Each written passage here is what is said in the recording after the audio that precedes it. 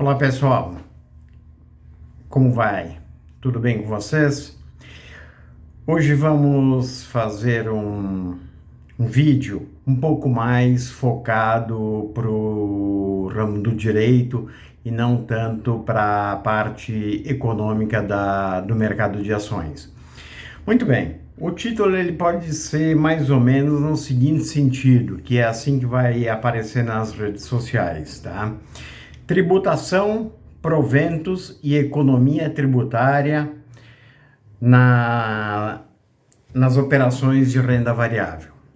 Bom, então vocês já estão percebendo que a gente está tendo uma migração aí da parte operacional da renda variável, que são operações em ações, para a parte jurídica, que engloba a parte tributária, onde que eu também trabalho e sou especialista nessa área aí. E, claro, para quem não me conhece, volto a frisar. Meu nome é Luiz Fernando Diedrich e trabalho na área jurídica, na área econômica e além de outras áreas afins. Muito bem.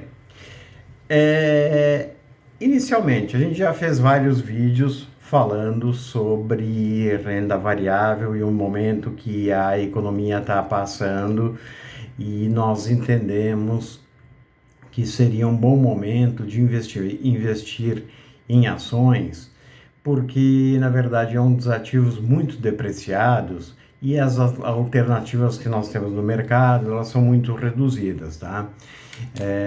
Não vou me debater muito nesse assunto porque nós já conversamos, tá?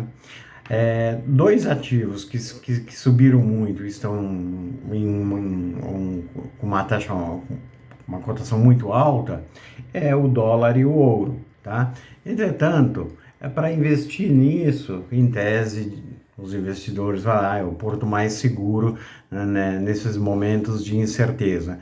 Mas, em tese, é um investimento nesses ativos e está indo na contramão do que fala a própria economia, né? Que tu vai investir no momento que o mercado está lá em cima, ou em termos de cotação, em detrimento de um medo, de um risco que tu tem por conta de outros ativos que estão no preço lá embaixo, que num determinado momento sabe-se que isso é um movimento sazonal e tende a esparecer ao longo do tempo. Mas tudo bem, isso a gente já conversou. Vamos falar hoje especificamente sobre tributação da renda variável. Muito bem. A tributação da renda variável, e falando especificamente também do mercado à vista. Não vamos nos envolver com opções e mercados futuros e outros tipos de mercados, que aí a coisa complica e não é o objetivo deste vídeo, não. A tributação no mercado acionário, ele é basicamente voltado ao imposto de renda.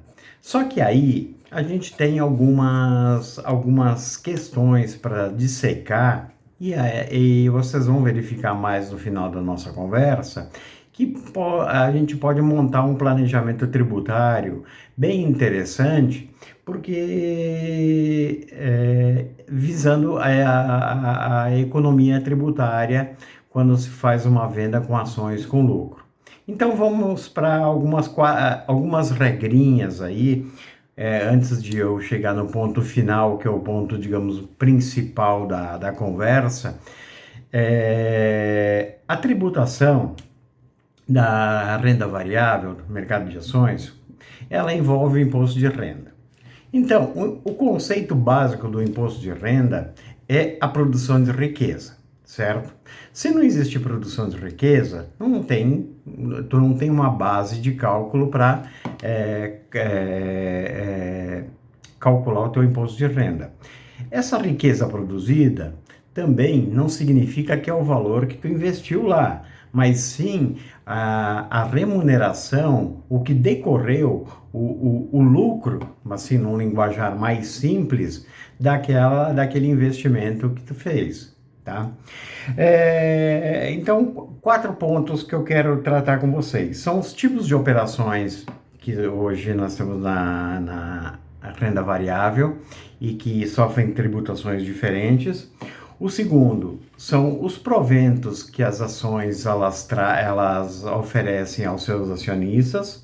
O terceiro, que é um ponto muito rápido, mas é um ponto muito controvertido no mercado, é o aluguel de ações, tá? Tem gente que defende, tem gente que é muito contrário a esse tipo de postura, mas é um instrumento permitido pela Bolsa de Valores. E o quarto ponto é o planejamento tributário. Muito bem. Eu prefiro partir até de alguns exemplos para ficar a situação um pouco mais clara.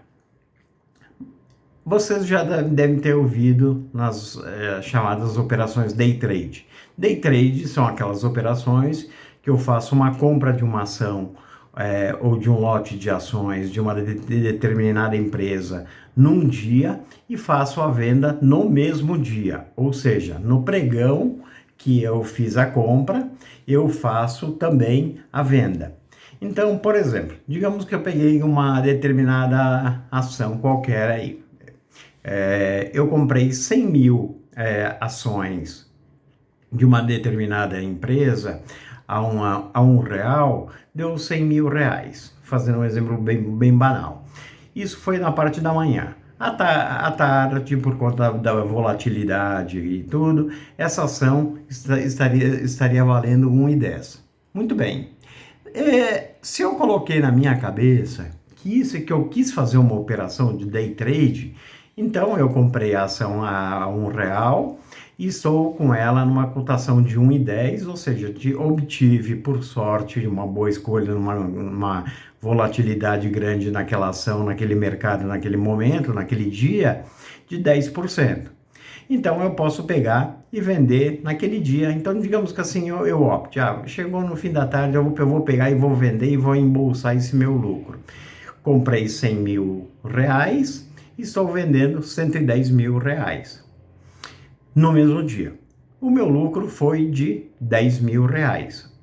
Sobre como a operação ela se caracteriza por day trade, compra e venda no mesmo dia, a tributação dela é de 20% de imposto de renda na fonte, se tratando de pessoa física. Ou seja, desses R$ 1.000, na verdade, somente serão seus R$ 800, porque R$ 200 será destinado ao fisco, que depois precisa ser recolhido em guia própria, através de contador, ou o investidor faz o seu controle, a sua planilha de compras e faz o demonstrativo. Eu falei de um exemplo de 100 mil reais. Entretanto, existe uma outra peculiaridade que se a compra fosse feita de 15 mil reais no determinado mês, e nesse mês, naquele dia, eu vendesse essas ações por 16 mil reais, eu teria um ganho de R$ 1.000, tá? Aí vocês vão me dizer o seguinte, sim, mas então teria uma tributação de 20% também. Não. Aí nesse caso não. Se eu fizesse, durante o mês, eu fizer uma quantidade de operações que somem a quantidade de operações, não de lucro, que somem um valor de 20 mil reais, não há incidência de imposto de renda, porque eu estou abaixo do limite legal permitido, tá? Então, operações feitas num valor de até 20 mil reais dentro do mesmo mês de compra e venda, o lucro que tu tem, ele não é tributado, independente de ser day trade ou de ser uma compra e vendas em dias diferentes, tá? Voltando para o nosso exemplo anterior. Se nesse mesmo exemplo anterior eu tivesse feito no início da manhã uma compra de 100 mil ações a R$ 1 e no final da tarde, em vez de eu já ter feito a opção de vender no mesmo dia por 1,10 e esses 10% de lucro, tá? Esses 10 mil reais, eu ter uma tributação de 20%, se virar o dia, se eu tiver recursos para ir lá e fazer essa compra, mas no dia seguinte, por algum motivo qualquer, eu decida fazer essa venda de manhã ou de tarde, o fato de simplesmente ter virado de um dia para o outro, tá? Eu vou fazer a mesma operação. No dia seguinte eu vou vender, digamos que o preço esteja a 1,10, tenho 10% de lucro, eu vou vender as mesmas 100 mil ações a 1,10. Então, eu tenho 110 mil reais. Só que esses 10 mil reais, que no day trade, no exemplo anterior, a tributação era de 20%, neste caso, como não se caracterizou uma operação de day trade, mas sim teve uma virada de um dia que eu fiz no dia seguinte, apurando o mesmo lucro, nesse caso, a tributação já de imposto de renda já cai para 15%, porque não configura a operação de day trade, que é tributada pelo imposto de renda em 20%, e passa a configurar como uma outra operação normal, mesmo que com as mesmas características, mas daí o imposto de renda a ser recolhido é de 15%, tá? Isso até tem um sentido, que é para evitar um pouco e em grande parte também, não só um pouco, a própria especulação no dia a dia, tá? Porque senão fica muita gente comprando, vendendo, comprando, vendendo, comprando, vendendo, aproveitando as oscilações de mercado do dia, principalmente os operadores que estão com a tela ligada lá na hora, tá? E aí eu penso o seguinte, bom, se vai por essa linha aí, e isso acontece todo dia em todas as corretoras, é a coisa mais normal, e não só em corretoras, quem tem o seu home broker na sua frente também vai fazer isso, tá? Conforme tiver oscilações de preço, volatilidade grande de preços, principalmente nessa época de mercado que as volatilidades estão muito altas, então a Receita Federal pegou e instituiu uma alíquota maior de imposto de renda para esses casos de compra e venda no mesmo dia. Se passou para o dia seguinte, a característica da operação pode ser a mesma, mas daí a tributação ela já é reduzida para 15%. Isso nós estamos falando para operações de pessoa física, tá? Quando nós tratamos de pessoa jurídica, nós a princípio o vídeo ele é mais para pessoa física, mas eu vou aproveitar e dar um toquezinho aí para pessoa jurídica. A tributação ela já muda completamente, tá? Porque daí nos casos de venda do lucro da venda de ações, como é uma pessoa que tem uma PJ, uma pessoa jurídica operando e não uma pessoa física, aí a tributação de uma venda ela vai ser de 15% de imposto de renda à pessoa jurídica, mais 9% de contribuição social pelo lucro líquido. Por que isso? Quer dizer que o custo de imposto vai para 24%. Sim, porque é a característica da pessoa jurídica diferente da pessoa física, tá?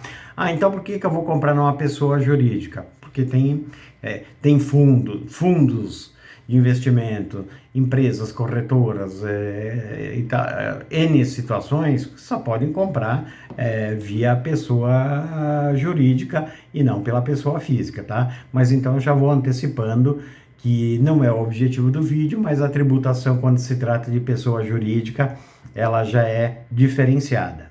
Tá? Em ambos os casos, tanto para pessoa física quanto para pessoa jurídica, não existe essa figura do IOF, tá? Então, nas operações de mercado acionário, não existe o IOF. Bom, aí tem uma particularidade que é muito importante se ater. Nesse exemplo que eu dei, não considerando o day trade, mas digamos o seguinte, eu comprei 100 mil ações a R$1 e no dia seguinte vendi 100 mil ações a R$1,10.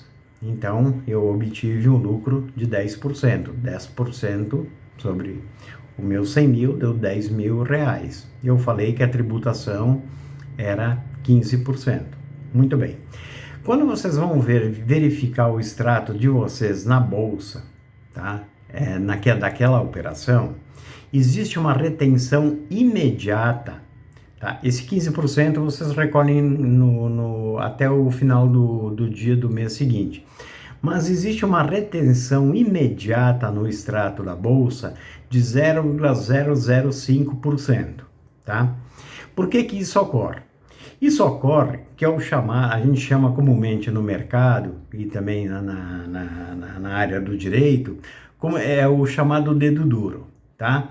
Ele pega esse valor de 0,0005% sobre o lucro que eu obtive e faz a corretora recolher de imediato no meu CPF, para que a Receita Federal saiba que naquele mês eu fiz uma venda de ação que gerou um imposto de renda, tá?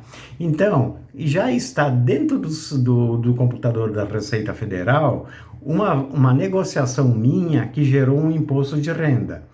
Se, por acaso, eu quiser dar uma desperta, no final do mês seguinte, não recolher o imposto de renda sobre essa venda que eu tive e eu obtive lucro, tá? Eu poderei ter problemas futuros com o fisco, porque ele já sabia, por conta desse dedo duro, que é um percentual muito baixinho, e ele é muito baixinho só por conta desse detalhe.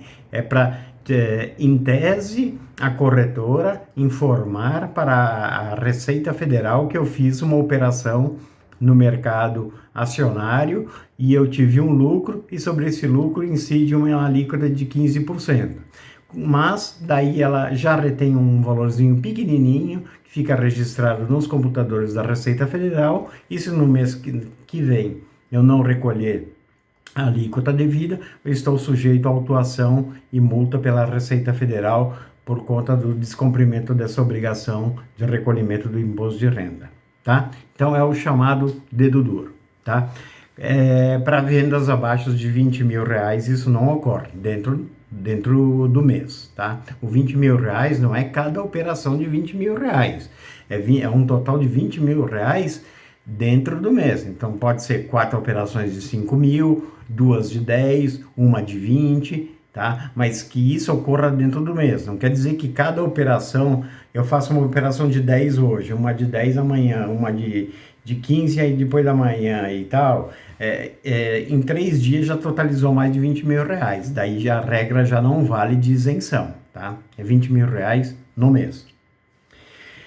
Muito bem. Mais para frente, a gente vai ver, que é o tópico mais interessante, que alguns prejuízos, o que eu falei no começo da matéria, que a base do imposto de renda é a geração de riqueza. Se tu não gerar riqueza, tu não tem como ser tributado. Tu vai ser tributado em cima de quê? De riqueza zero, riqueza negativa? Isso não existe.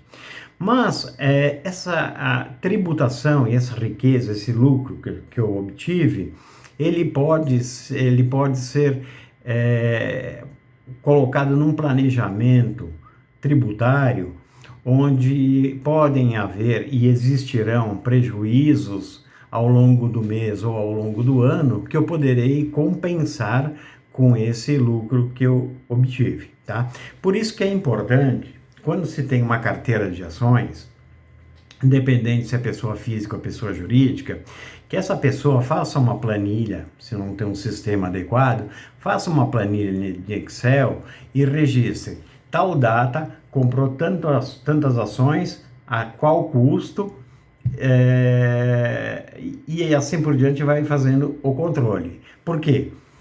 Se no dia seguinte, se ela fez dia seguinte ou daqui a 5 dias, ela comprou, primeira compra de ações que ela fez a R$1, 100 mil a R$1.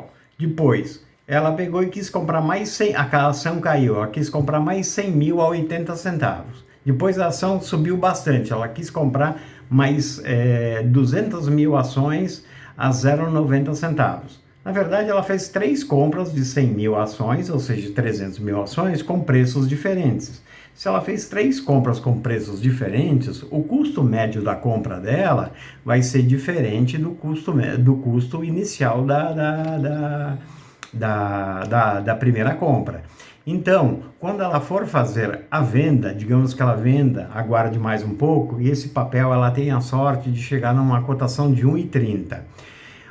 O lucro a ser apurado vai ser o valor da venda, da cotação daquela que ela está vendendo a 1,30, contra o preço médio das compras que ela fez. Não é mais R$ 1, mas sim é a composição do R$ 1 mais o 90 centavos, mais o 90 centavos e mais o 80 centavos aí, tá? Então, vai ter que fazer essa planilhinha de custo médio para saber qual que é o custo médio de aquisição para eu comparar efetivamente com o valor da venda da ação, que foi 1,30, sobre esse ganho aí, sobre esse lucro, que vai ser gerado um imposto de renda de 15% que vai ser tributável, tá bom? Então, muita atenção nisso.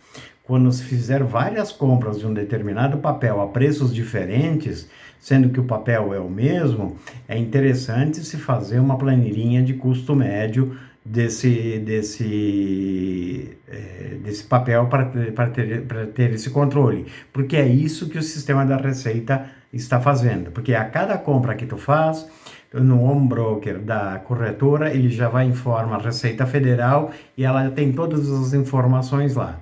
Tá? E no momento da venda, ela também sabe que tu vendeu e sabe que nos momentos da venda tu teve um recolhimento, tu teve um ganho de capital que ela te dedurou pelaquela alíquota pequenininha lá de 0,005%, chamada de dedudor.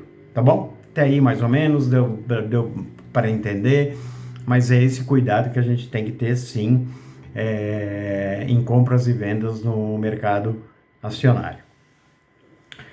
Bom, a outra questão é a seguinte: em 2014, o antigo ministro Guido Mantega fez lá uma lei que pouco vingou, que teriam outras isenções para incentivar que várias empresas entrassem no mercado, que vendas de empresas com faturamento acima de 700 milhões de reais, e eu acho que era isso, era 700 milhões de reais mais ou menos, e 500 milhões era 700, desculpa, 500 milhões de faturamento, agora eu lembrei, e 700 milhões de valor de mercado. Empresas abaixo desses valores teriam isenção na venda de ações, mas pouco se viu, até porque, na verdade, depois disso, a economia do jeito que esteve, não teve nenhum incentivo de empresas menores para entrar na Bolsa de Valores, até porque para tu entrar com um processo de vender ações na Bolsa de Valores, um processo de abertura de capital na Bolsa de Valores, é um processo que não é muito simples, ele demanda muitas obrigações, tanto para a Bolsa, quanto para a CVM, quanto para a Receita Federal, certidões das empresas, a vida e o patrimônio dos sócios, então quais as empresas estão envolvidas, então tudo é uma questão, ela não é tão simples, ela é um pouco complexa. Muito bem, o segundo tópico que eu queria falar para vocês, com um pouco mais de rapidez, são os proventos que as ações distribuem. Basicamente, são 4 tipos de proventos que elas distribuem. O que são proventos?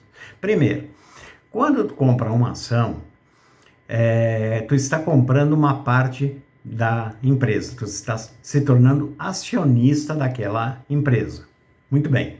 Se ela deu lucro, obrigatoriamente ela tem que distribuir no mínimo, isso é força de lei, 25% do lucro líquido dela ela tem que distribuir para os seus acionistas.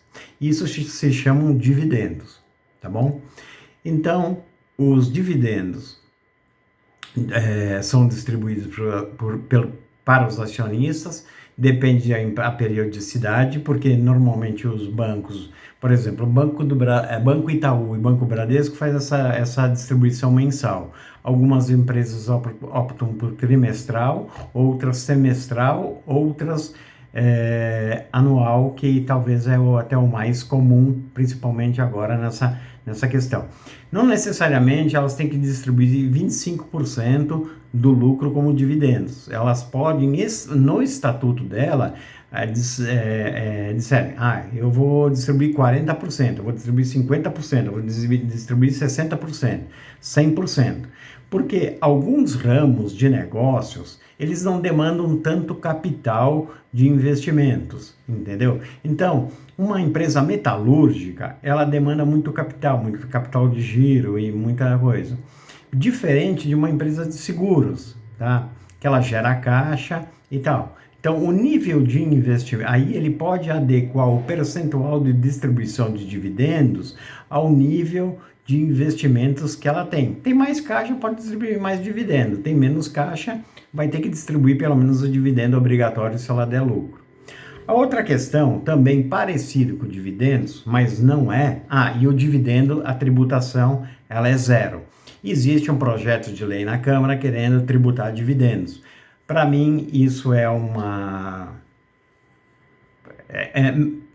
estapafúrdio se não houver uma compensação, porque o dividendo ele é lucro líquido. Se ele é lucro líquido de uma empresa, a empresa já foi tributada nesse valor. Então, se tu estaria tributando novamente o dividendo distribuído para o seu acionista, haveria uma dupla tributação, porque a empresa já foi tributada e o recebedor do dividendo estaria sendo tributado novamente por algo que ela já foi tributada. Mas atualmente a lei isenta de tributação. Outro distribuição de proventos, muito semelhante ao dividendo, são os juros sobre o capital próprio. O que são isso? Os juros sobre o capital próprio é o seguinte: a empresa tem um determinado montante de capital, sobre esse capital existe uma incidência de juros, e aí ela pode pegar e, conforme a liquidez dela e o fluxo de caixa dela, pode distribuir aos seus acionistas para tornar esse papel ou a postura dela perante o acionista como uma postura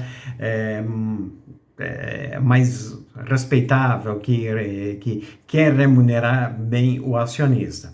Entretanto, quando entra na caracterização de juros sobre capital próprio, ele tem um imposto de renda de 15%, porque contabilmente na empresa, aí ela tem uma dedução de imposto lá. Então, na verdade, deduz o imposto na empresa e tu vai tirar esse imposto do investidor, tá? Aí é uma jogada mais contábil que não vale a pena a gente entrar em detalhes aqui. Mas então vamos lá, resumindo. Eu tenho um dividendo de R$1 para distribuir. Tá? Se eu distribuir ele na forma de dividendos, ele é isento de imposto de renda. Não tem retenção de 15%. Se eu pegar e distribuir esse R$1 como juros sobre o capital próprio, ele tem uma retenção de 15% de IR na fonte. Ou seja, na verdade, tu não vai receber R$1, tu vai receber 85 centavos líquidos, tá bem? Essa é a diferença, porque a empresa dá um tratamento diferente sobre esses juros sobre capital próprio na contabilidade dela. Os outros dois casos, que um não está ocorrendo muito, mas já ocorreu bastante, que é a bonificação, ou seja, a empresa distribui ações novas, um percentual de ações novas para quem já é acionista, por conta da incorporação da reserva de lucro no capital dela. Outra tipo de provento é a subscrição. A subscrição, a empresa ela vai para o mercado e diz o seguinte: olha, quero subscrever, preciso de recursos do mercado. Então, quem for acionista da empresa, eu tenho R$1 milhão aplicado nessa empresa. 5% dela eu vou fazer o meu aumento de capital via subscrição, vou distribuir novas ações. As ações podem estar a R$ 10. Pode ser que ela esteja num bom ânimo e faça a subscrição a R$ 9. Então, tu teria o direito de subscrever 5% sobre a tua totalidade de ações a um preço de R$ 9.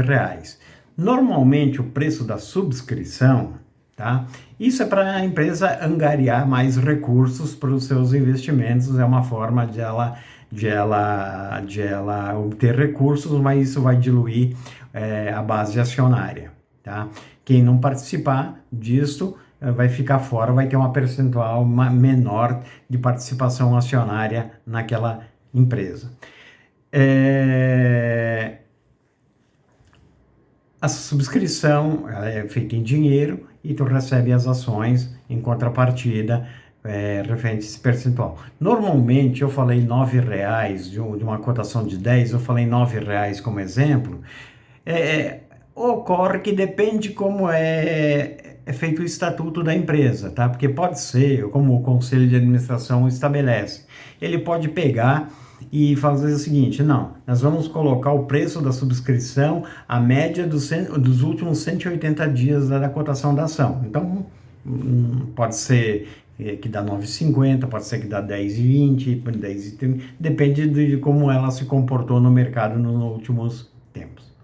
E o outro ponto é o ponto de aluguel de ações. Aluguel de ações é um ponto muito controvertido, que a pessoa ela quer apostar na venda do papel. Ou seja, eu não tenho um papel para vender. Só que eu acho que aquele papel vai cair.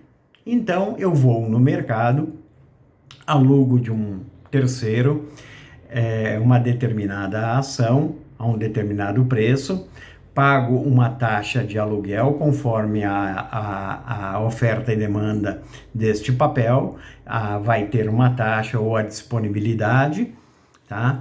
E ele está apostando o seguinte: eu vou vender esse papel a 10 para daqui a um determinado tempo comprar 9 ou comprar 8, tá?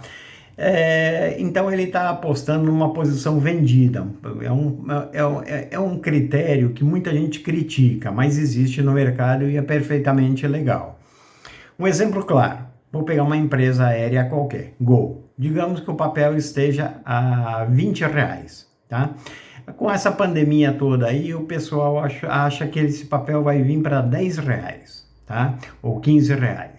O cara tá apostando nisso, mas ele não tem esse papel. Então ele vai no mercado, acha alguém que queira alugar essas ações, tá? A pessoa vai, aluga para ela,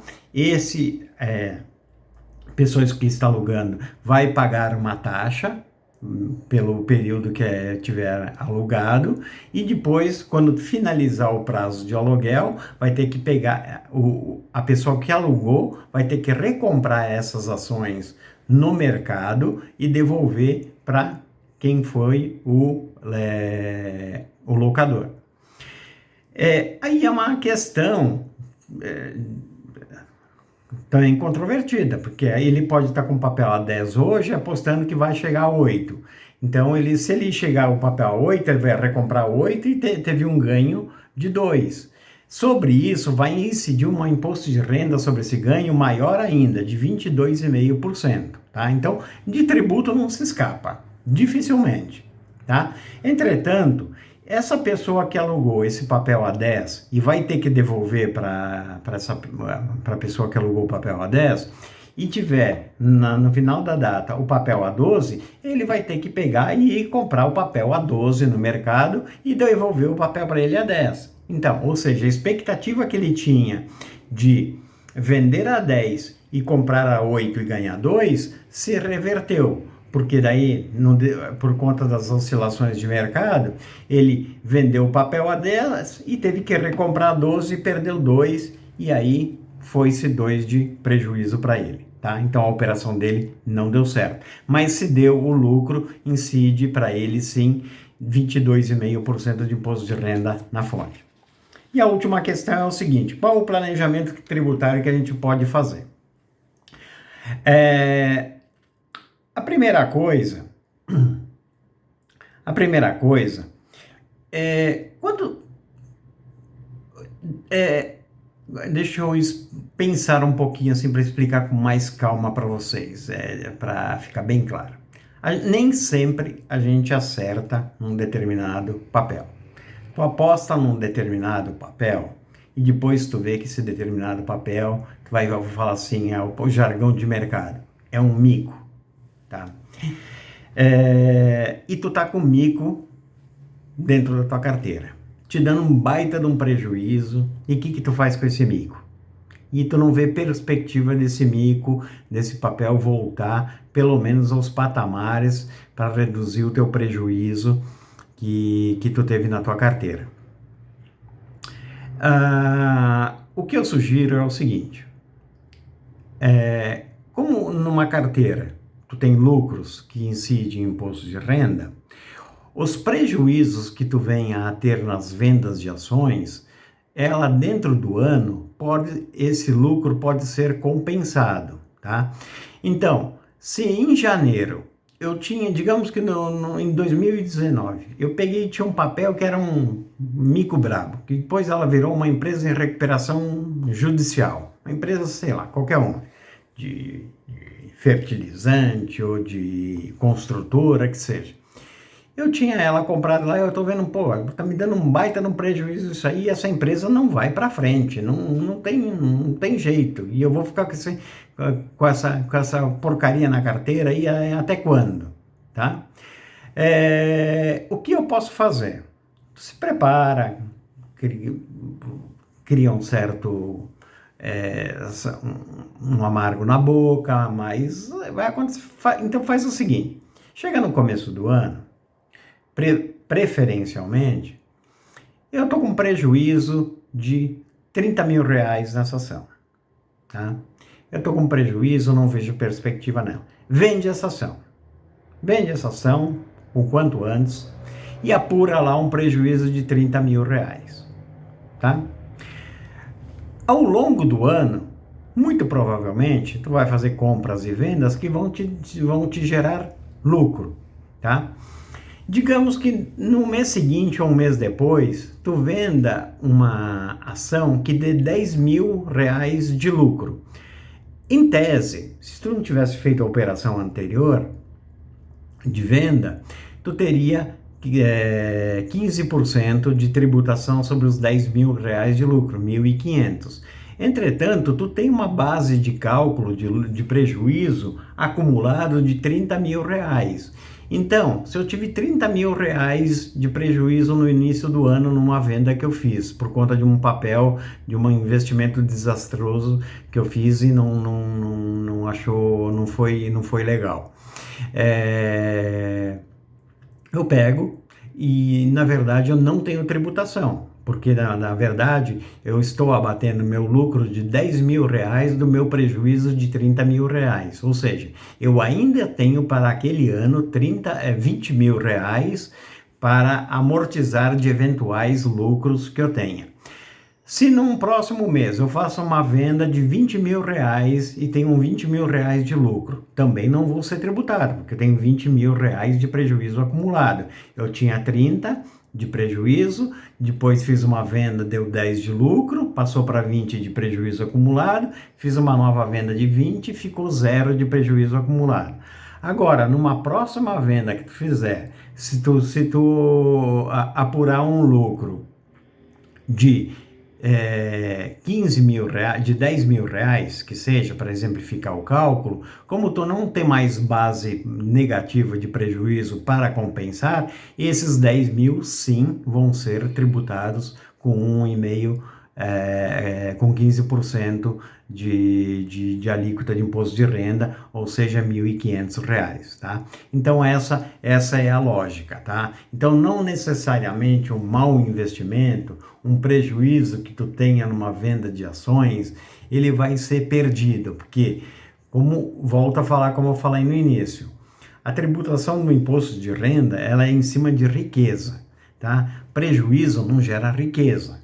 Só que a riqueza que te gerou em um determinado momento, ela pode ser e deve ser e a lei permite isso, compensar com o teu prejuízo obtido em algum insucesso que tu teve no decorrer do ano. Se tu virar o ano com um prejuízo lá, mas eu virei o ano com um prejuízo de 10 mil reais, e como é que eu faço? Eu não posso aproveitar para o ano que vem? Então, até pode, tá? Mas daí tu vai ter que declarar no imposto de renda como um prejuízo acumulado, isso vai reduzir a tua base de cálculo do imposto de renda, e isso certamente vai fazer com que a Receita Federal fique mais atenta à sua declaração de imposto de renda.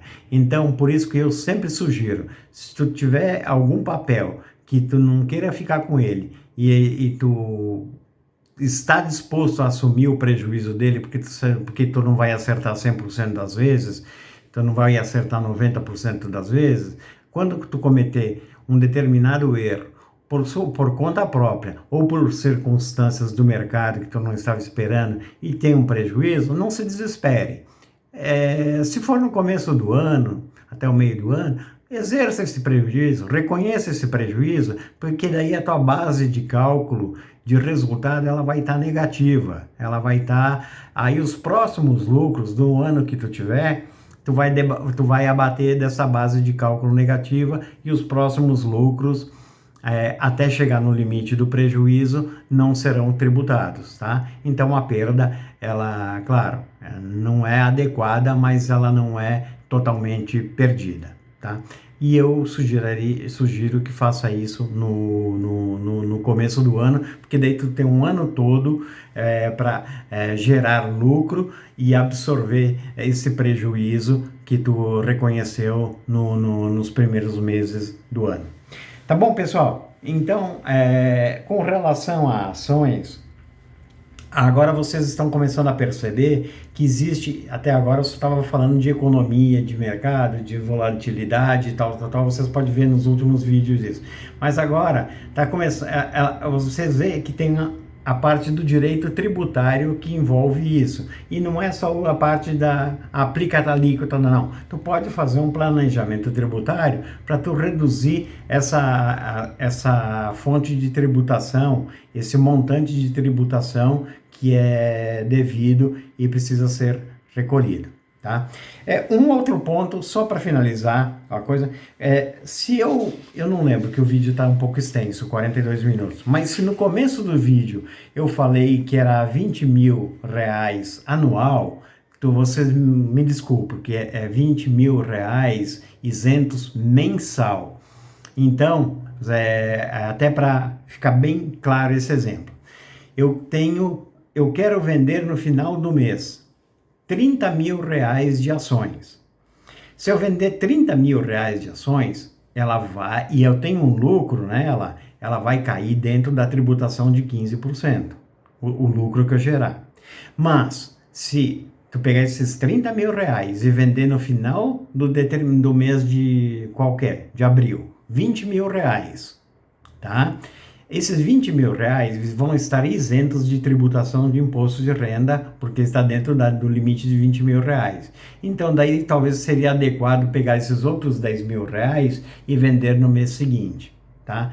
Porque daí, se durante o mês seguinte tu não tenha mais nenhuma venda, ou faça mais uma outra venda de 10 mil reais, tu vai estar dentro do limite dos teus 20 mil reais, tá? Então, exemplificando, 20 mil reais de isenção por mês, de valor de operação.